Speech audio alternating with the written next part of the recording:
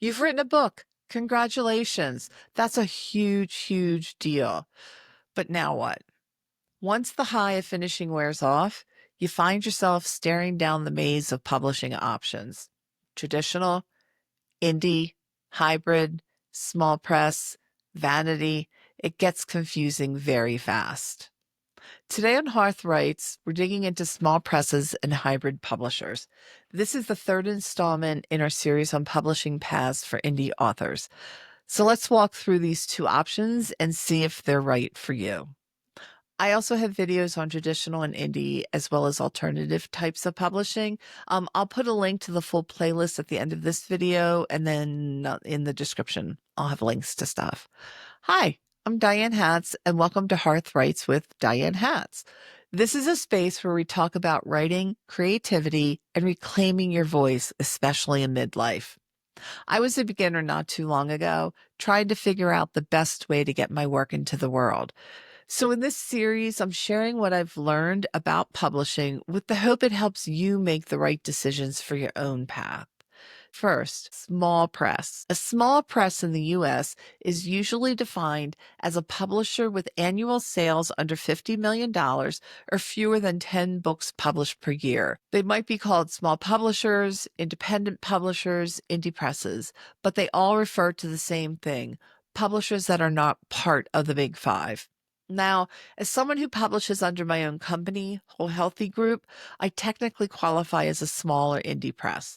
If you decide to indie publish and do it all yourself, I highly recommend setting up an LLC and becoming your own small press also. It gives you more control and credibility. I would love to tell you exactly how to do this, but I did a lot wrong. I'd suggest that you contact a SCORE office in your area. And SCORE stands for the Society of Retired Executives. It's a government program and it's free. There are chapters all over the country. They're retired executives who can help you set up, like just request someone who has experience setting up a business. So another option is submitting your manuscript to an existing small press. These publishers don't always require an agent. And while advances are usually small or non-existent, the royalty rates tend to be better than what you get from a Big Five. Some offer in-house editing, proofreading, design, printing, and even marketing support. Others are just one person with a small team of freelancers. You really have to do your research and find a press that aligns with your values and one that isn't going to take advantage of you. There are great small presses and not so great ones. And look, just to be frank, there are a lot of scams out there. So you have to be very careful. Look at the books that the press has published. Look at online reviews. You can also check out the Writer Beware blog. It's writerbeware.blog. It's from the Science Fiction and Fantasy Writers Association, and it warns writers of scams and illegal things going on in publishing. So next is hybrid publishing.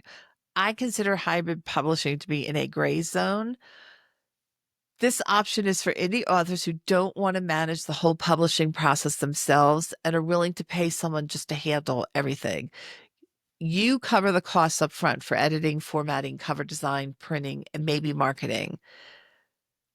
In return, a lot of the work is done for you. The problem is that some companies that call themselves hybrid publishers are just vanity presses in disguise, which that's another video. But I suggest you stay away from a vanity press. A good hybrid publisher is transparent about their services, their costs, and how they deliver value. They should be willing to give you authors on their roster to speak with. A bad one will take your money and do very little to actually get your book into the world. And trust me, this happens more than you probably realize. I read a post, I think it was on Reddit. A man had signed with what he thought was a reputable hybrid publisher, and he ended up losing $90,000. Yes, $90,000. And he got nothing in return. He was totally scammed. That's why it's so important to do your homework. The Independent Book Publishers Association, or IBPA, has set up 9 criteria for what defines a legitimate hybrid publisher. I highly recommend you look that up. And as I mentioned, you can also check out the Writer Beware blog.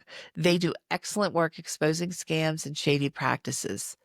Personally, If I was going to spend that much money on my book, I'd rather hire my own editor, cover designer, and formatter all separately, though that can have its own issues because you just don't know the quality of someone when you first hire them.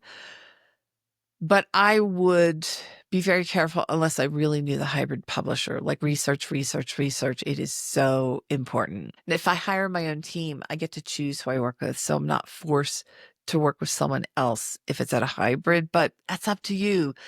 It it took me a long time to find people, and you know, people come and go, and there are positives to hybrid publishers. You just have to know it's a good one. So hybrid publishing, it does work for some people. As I said, it requires a lot of discernment and a lot of research on your part. So please do due diligence.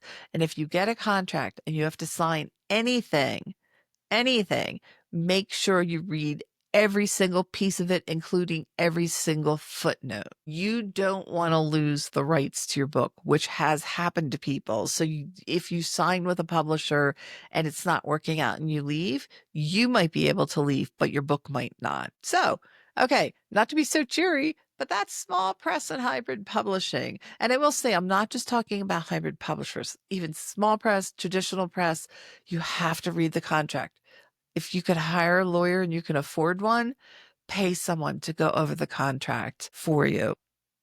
It's the safest thing to do. There's things about territories and worldwide rights and merchandising, et cetera, et cetera. You got to make sure that you're not giving away everything for nothing in return. Click on the playlist here if you want to see all the videos that I have on the different types of publishing, and let me know in the comments which path you're leaning toward, or if you've had experience with either of these options. I'd love to know.